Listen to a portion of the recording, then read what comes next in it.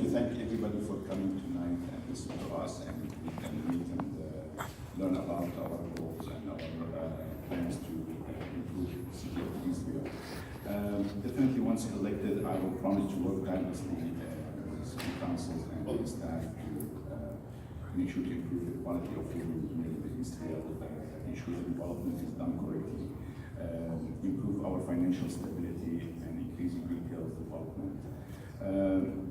I'm ready to take responsibility in the city of Eastville, District 2, and on November 8th, vote for future of Eastville, vote for real action on economic development by voting for right choice, Nevada. Thank you.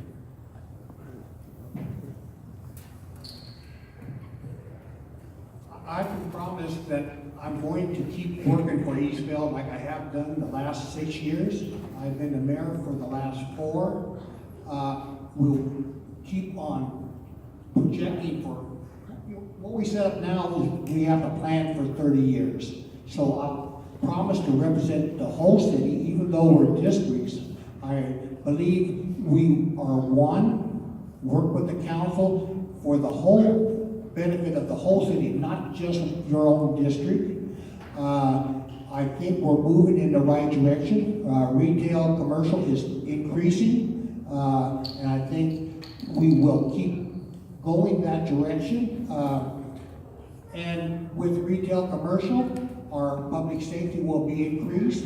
Right now, we're the #1 city in California and 17 in the nation. I really like to get the nation a little bit lower. I'd like to be #1 in the nation also, so we have something to shoot for.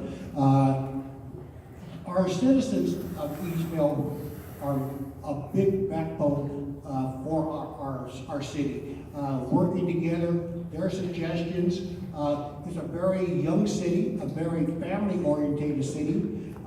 We have a great park system. We have a great education system, and really everybody working together to make Eastville shine and what brings businesses in.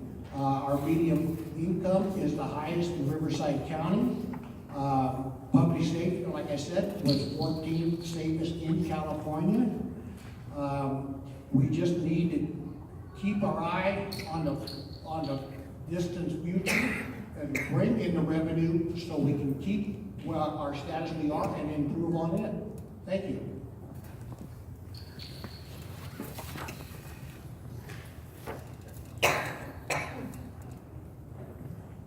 The city council is the voice of the citizens within the city that it represents. As a member of the city council, I would promise to represent not only my district, but also the city. We're a small city. We aren't a city that needs to be necessarily divided by districts. Just because we are running in individual districts, we still have a sincere care for the entire city and not just within the districts. In order to be a successful city council member, I believe that someone needs to be involved in the city. It needs to be something that just doesn't start just back in July when we put in our papers to run for city council. It needs to be something that they've been involved. And I've tried to do that. And I didn't do that because I wanted to run for city council. It's because I did it originally because I love this city. I love the city that I'm living in. I love my kids, and I want my kids to grow up in a good city. And in order for that to happen, I felt that my place is to be a part of the city by being a part of the city council. Being involved in the city takes a lot of work, and it takes a lot of experience that you need to have. And I feel that with my past experience and my continued experience that I continue to have on a daily basis, that I can help to represent our city, that I can help to make sure that has been mentioned tonight, that we stay #1, that we move up in the country above the number 17. So hopefully next year that we'll be up above number 17 on where we're at. So in November, when it comes time to vote, I hope that you'll remember to vote Todd Rigby for City Council in District 1. Thank you. Just want to reiterate kind of where my background is from. So I come from the large private sector, where in that my entire life I've been involved in mergers and acquisitions. Prior to that, and I worked for a large privately held company.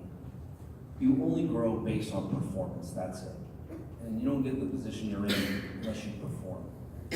My background is with national retailers, developers, property managers, all different types that would help cities grow. What I want to tell you is the last 2 or 3 years, since 2012, neighboring cities all around California, they're growing their retail centers. I want you to measure something real quick. In 2012 to 2016, have we grown our retail centers? The answer is very little. And that's why I decided to run. I know there could be a difference in that. And I'm sure it's not because I know the city staff and city council have been working hard, but I think there's also roadblocks that sometimes are really hard to face, some that I may not understand at the moment, right? But what's important is, what do we bring to the city council? What do I bring? And to my knowledge, I'm the only one that does come from a private corporate background. Not saying you don't need a private, you need 5 private city councilors. I don't think that would work, but 1 would help. And that's where my background does come in. And I think that does help. Not only that, but I work hard. I work really hard, right? And I'm a friendly guy. I'm very nice to talk to. I'm pretty easygoing. But I'd love to have your vote come this election, and I know we can make a big difference in that. Thank you.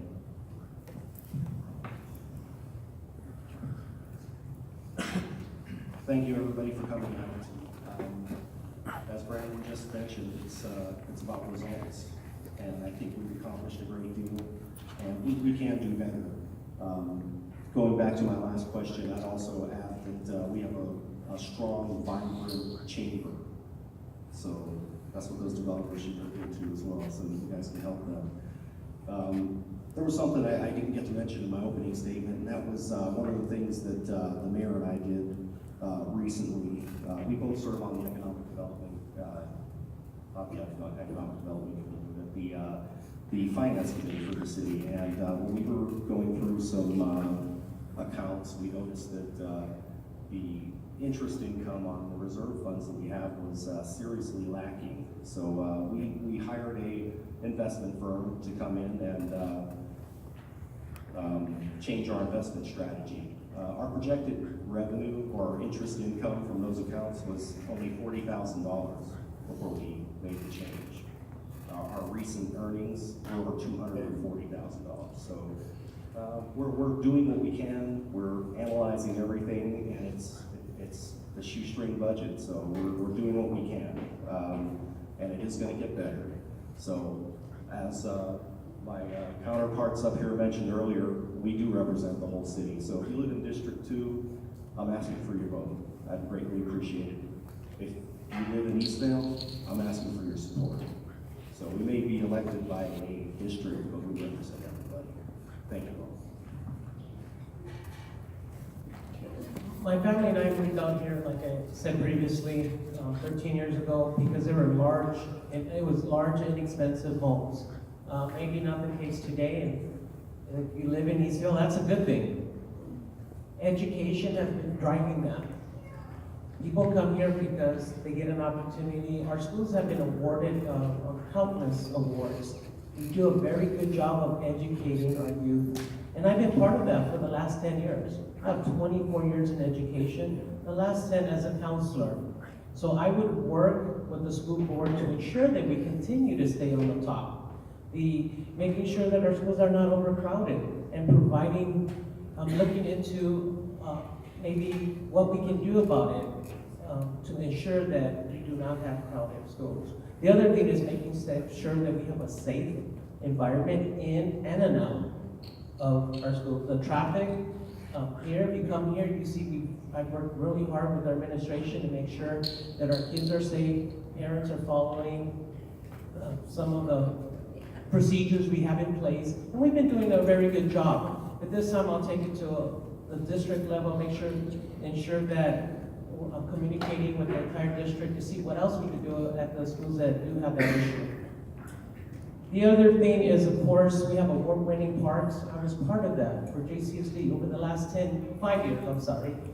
And I've done quite a bit with the parks, the family activities, the good part of that, and I want to continue that partnership with JCSD because they do so much for our community. And finally, we do need to improve our business development. We need to bring in those restaurants and also in shopping. We need to make sure we bring in those stores so our taxes stay in Eastville.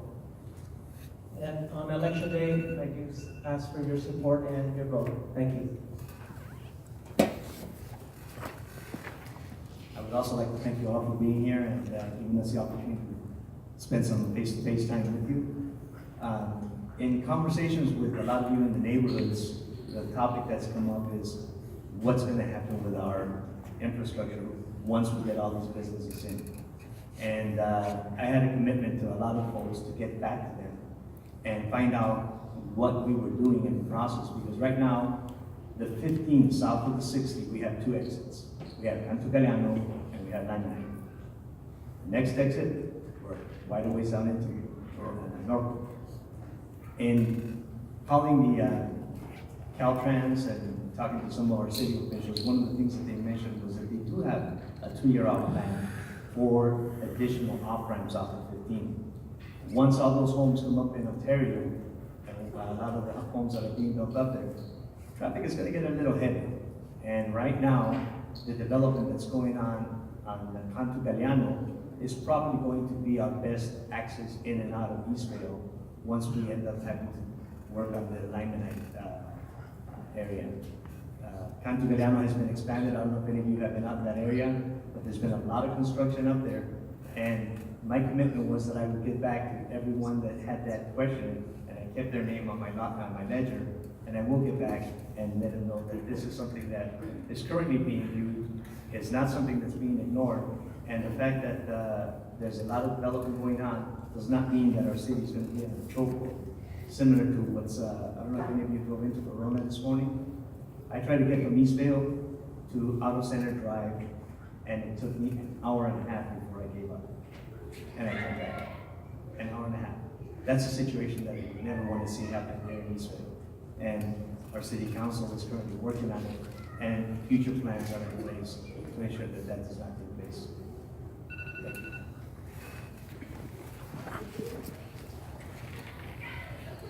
Hello, I'd like to thank everybody again for coming out. Thank you to the Chamber of Commerce for sponsoring this event and giving us all a chance to talk to everybody. My whole life has been service orientated to my country, to my community, to my family, to my friends. When I was a kid, I was in Cub Scouts and Boy Scouts. I was a police officer. I served in the Marine Corps. For the last 4 years, I've been heavily involved in California state politics, especially in the areas of civil rights and gun rights, lobbying Sacramento, holding rallies, getting petitions signed. I learned a long time ago, or I felt a long time ago, I realized a long time ago that you can only sit by and complain so long. Eventually you're gonna have to stand up and act. You're gonna have to get involved. And that's the biggest reason why I'm running here. I'm not, like I said before, I'm not running here because I think that the city has done anything inherently wrong and I want to come in and change it. No. I think that the city council and the management teams and JCSD and the school board have done a tremendous job in getting us where we are today. And my whole goal is to add to that, be a part of that, bring my experience to that. I also, like Brandon, I've been in the private corporate world for the past almost 20 years now. I've worked for some of the largest banks. I'm very familiar with what Todd does in terms of mortgages. I work as a senior mortgage underwriter. I'm very familiar with financing, credit utilization, budgeting. I think the best way to solve a budget deficit is not to get into one. And that's what I want to do. I just want to make sure that we stay on the track that we're on, that we continue to grow. We have our minor issues. We have the marijuana houses, we have the mailbox thefts, we have the birthing houses. We have minor issues, but nothing too critical. So I just want to throw my hat in the ring and be a part of the continued growth and success of this city. Thank you. Thank you also. What we'll do is, why don't you all stand, we'll give you a round of applause, and then if you can exit out so you can set up your table while Harry gives some closing remarks. So go ahead and stand, and if we could all give him a round of applause.